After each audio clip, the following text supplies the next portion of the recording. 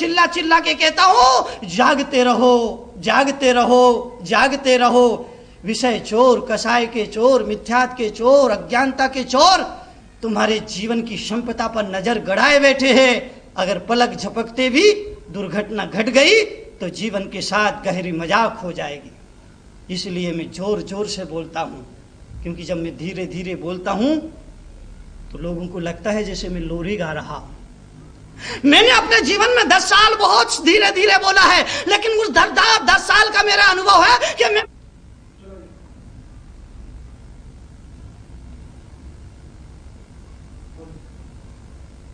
10 साल पहले और पिछले 10 साल तक मैंने भी धीरे धीरे बोला है। और जब मैं बोलता था आम मुनियों की तरह, आम संतों की तरह, आम वक्ताओं की तरह, लोग सुनते थे। कुछ लोग, अधिकतर लोग सोते थे, कुछ लोग ऊँगते थे, कुछ लोग बतियाते थे, कुछ लोग घड़ी देखा करते थे। 2 लोग आ रहे होते थे, 4 लोग उठ करके जा रहे होते थे। लोग ध्यान से नहीं सुनते थे। उसकी वजह जो मुझे समझ में आई कि आदमी ऐसा प्रवचन चाहता है, ऐसी कथा चाहता है, ऐसा सत्संग चाहता है कि वहां पर बैठ करके वो उस कथा भी सुन ले और वहां बैठ करके अपनी दुकान का हिसाब भी लगा ले, अपनी तिजोरी का हिसाब भी लगा ले, अपने व्यापार का हिसाब भी लगा ले। एक आदमी को जब मैं जानता हूं, जो मेरे पास आए, आकर के कहा आप जरा धीरे धीरे बोला करें। मैंने कहा क्यों, इसकी वजह क्या है? बोले जब आप जोर जोर से बोलते हैं, आप चिल्ला चिल्ला करके बोलते हैं तो मुझे बड़ी दया आती है, आपके प्रति बड़ी सहानुभूति प्रकट होती है, आपके प्रति बड़ी सिंपैथी पैदा हो जाती है। मैंने कहा इसकी वजह क्या है? बोले मुझे लगता है जैसे आपको बहुत तकलीफ हो रही है, आपको बड़ा कष्ट हो रहा है, आपको बड़ी परेशानी हो रही है। मैंने कहा बेईमान, मैंने कहा मुझे तकलीफ हो रही, तुझे इस बात की कोई तकलीफ नहीं है, मुझे परेशानी हो रही, तेरे भी इस बात की चिंता नहीं है। बोले फिर मुझे किस बात की चिंता है, मुझे किस बात की परेशानी है? मैंने कहा कि तेरी परेशानी केवल ये है कि जब मैं बोलना शुरू करता है, जब मैं बोलना शुरू करता हूँ, तू सुनना शुरू करता है, तो जब मैं बोलता हूँ तो उस बोलते बोलते मेरे बोलने के समय तू दुकान का हिसाब नहीं लगा पाता है। इस सभा में बैठ करके प्रवचन सुन करके तू दूसरे विचार नहीं कर पाता है, ये नहीं देख पाता कौन आया कौन नहीं आया, कौन जा रहा है कौन आ रहा है, और दुकान का हिसाब का, घर का, परिवार का कोई विचार मन में नहीं ला पाता है, कोई हिसाब किताब नहीं ला पाता है, नहीं कर पाता है। तेरी परेशानी केवल ये है। इस वजह से तू चाहता है कि मैं धीरे धीरे बोलूं ताकि तू प्रवचन भी सुन ले, कथा भी सुन ले, सत्संग भी सुन ले, और पंडाल में बैठे बैठे, यहाँ बैठे बैठे घर का दुकान का घर का हिसाब किताब भी लगा ले। मैंने कहा ऐसा नहीं होगा। भगवान महावीर ने कहा आदमी जहां हो वहां पूरी तरह होने की कोशिश करो। आदमी को चाहिए कि जहां पूरी तरह होने की कोशिश करे। अगर वो ध्यान करने के लिए बैठा है तो पूरे मन प्राण ध्यान में समर्पित कर दे। अगर वो व्यापार करने के लिए बैठा है तो पूरा मन प्राण व्यापार में समर्पित कर दे। अगर वो भोजन करने के लिए बैठा है तो पूरा मन प्राण भोजन में समर्पित कर दे। लेकिन इस मुल्क का आदमी इतना बेईमान है, दुकान में बैठता है तो घर की चिंता सताती है उसे, और घर में आता है तो दुकान की चिंता सताती है उसे, और इस तरह दुकान में बैठ करके घर का हुआ करता है और घर में बैठ करके दुकान को जिया करता है। और इस तरह उसकी हालत यह होती है कि धोबी का कुत्ता घर का ना घाट का। धोबी का कुत्ता ना घर का होता है ना घाट का होता है, क्योंकि वो दोनों तरफ से भूखा रह जाता है। जब घर आता है तो सोचता है घाट पे इसने कुछ ना कुछ खा लिया होगा, और जब घाट पर पहुंचता है तो वो धोबी सोचता है कि घर से ही कुछ खाया होगा, तो वो कुत्ता इधर भी कुछ नहीं खा पाता है, उधर भी कुछ नहीं खा पाता है, और इस तरह भूखे का भूखा। इसीलिए इस मुल्क के ज्ञानी आचार्य ने ऐसे लोगों को कहा है कि वो धोबी का कुत्ता ना घर का हुआ करता है ना घाट का हुआ करता है। अगर आदमी दुकान पर बैठ करके अगर घर की चिंता करता है, किचन की चिंता करता है, भोजन का ख्याल रखता है, परिवार का ख्याल रखता है, तो वो व्यापार में सफल नहीं हो सकता है। और दुकान में भोजन करते हुए अगर वो दुकान और हिसाब किताब तिजोरी को दिमाग में लाएगा, विचारों में रखेगा, तो वो भोजन नहीं कर पाएगा, उसकी सेहत बिगड़ जाएगी, उसका स्वास्थ्य बिगड़ जाएगा। इसलिए इस मुल्क के ज्ञानी आचार्य ने कहा कि आदमी को अगर राजनीति के क्षेत्र में, अगर अध्यात्म के क्षेत्र में, अगर समाज सेवा के क्षेत्र में, अगर साहित्य के क्षेत्र में, अगर साधना के क्षेत्र में सफल होना है, तो आदमी जहां हो वहां उसे पूरी तरह होने की कोशिश करना चाहिए।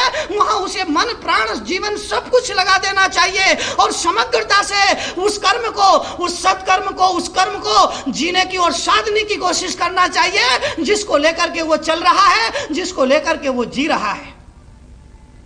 मैं आपसे कह रहा हूं कि सत्संग करते करते दुकान और मकान को भूल जाओ। मंदिर में अगर बैठे हो, भगवान के चरणों में बैठे हो, स्वाध्याय करने के लिए बैठे हो, सामायिक करने के लिए बैठे हो, अगर जाप देने के लिए बैठे हो तो पूरी तरह से जाप दो। उस जाप में मन लगना चाहिए, मंत्र में तुम्हारा मन खो जाना चाहिए, आती जाती श्वास पर मंत्र सद जाना चाहिए। मंत्र के अलावा और कोई मोह वहां प्रकट नहीं होना चाहिए, कोई विचार नहीं आना चाहिए। तो एक नमोकार मंत्र की जाप तुम्हें वो ऊर्जा दे देगी, तुम्हें वो प्राण वायु दे देगी जो तुम्हें जीवन भर नहीं तो कम से कम पूरे दिन भर सक्रिय बनाए रखेगी, तुम्हें ऊर्जा से भरकर के रखेगी। एक नमकार मंत्र की जाप जीवन में दिन के लिए ऊर्जा दे देगी। लेकिन आदमी तो मंत्र चलते चलते, मंत्र का जाप करते करते भी दुकान का हिसाब किताब भी मंदिर में बैठा बैठा लगा लेता है। एक ऐसे आदमी को मैं जानता हूँ जो मंदिर में बैठा था, बैठा बैठा जाप दे रहा था, और जाप इतनी थोड़ा गति से, इतनी फास्ट गति से, सुपर फास्ट शताब्दी एक्सप्रेस की तरह यूं मैंने देखा, मुझे बहुत ताजुब हुआ।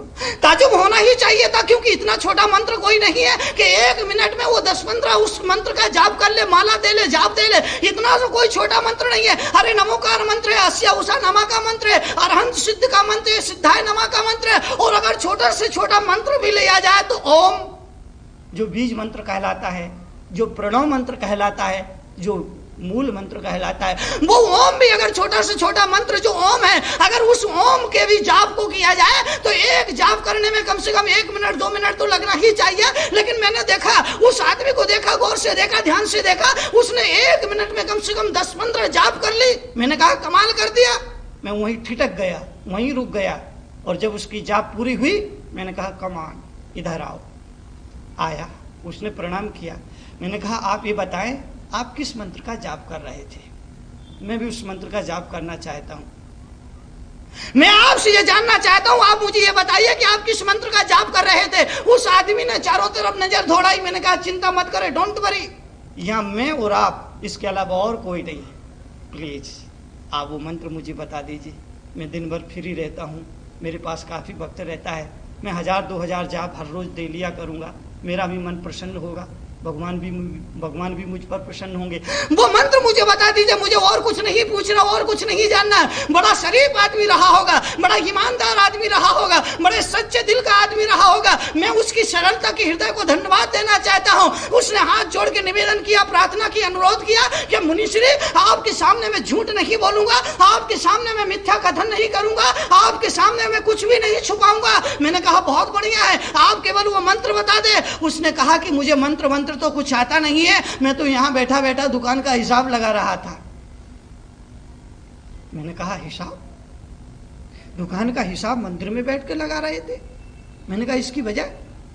बोले वजह केवल इतनी है, पहले मैं मंदिर आता था, दर्शन करके 1 मिनट में मंदिर से चला जाया करता था, लेकिन मेरी पत्नी मुझे रोज टोकती थी। मेरी पत्नी मुझसे कहती थी कैसे पागल हो, कैसे नासमझ हो, कैसे नादान हो, तुम्हें कितनी जल्दी दुकान जाने की पड़ी रहती है, तुम्हें कितने जल्दी बाहर निकलने की पड़ी रहती हो। अरे मंदिर में जाते हो, वहाँ 5-10 मिनट बैठ करके भजन किया करो, स्वाध्याय किया करो, कीर्तन किया करो, जाप दिया करो, थोड़ा सा ध्यान किया करो। जाते हो माथा पटकते हो, सिर टेकते हो, बाहर आ जाते हो, 1 मिनट भी नहीं होता है। मेरी पत्नी मुझे रोज टोका करती थी। मेरे बच्चे मुझसे कहा करते पापा आप बहुत जल्दबाजी हो, आप बहुत जल्दबाजी काम करते हो। अरे मंदिर में जाकर के 5-10 मिनट का समय तो देना ही चाहिए। आप तो जाते हो, सिर पटकते वापिस आ जाया करते हो। मेरे दोस्त यार मुझे परेशान किया करते थे कि यार तू भी गजब का है, जाता है और जा भी नहीं पाता कि मंदिर से वापिस आ जाया करता है, कम से कम थोड़ा तो वहां रुका कर, बैठा कर, ठहरा कर।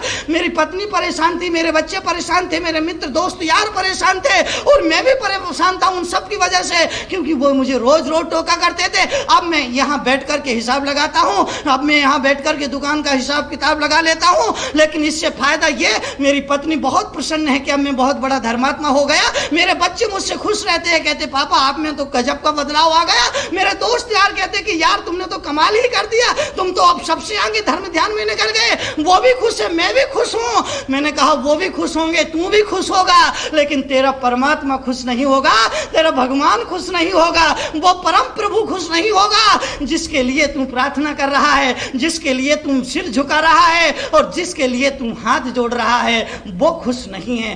मैं तुमसे कहूंगा